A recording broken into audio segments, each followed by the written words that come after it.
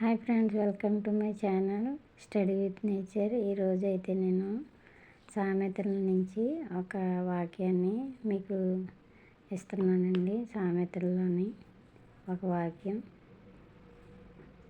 తెల్లవారుజామున 3ంటికి లేచి ప్రార్థన చేసుకుంటాను. దాంతోపాటుగా ఒక వాక్యం చదువుకుందాం అనేసి స్టార్ట్ చేశానండి.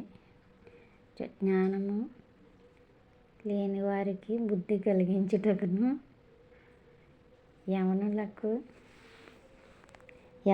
తెలివియు వివేచనయు పుట్టించుటకును తగిన సామెతలు. జ్ఞానము లేని వారికి బుద్ధి కలిగించుటకును యవనులకు తెలివియు వివేచనయు పుట్టించుటకును తగిన సామెతలు.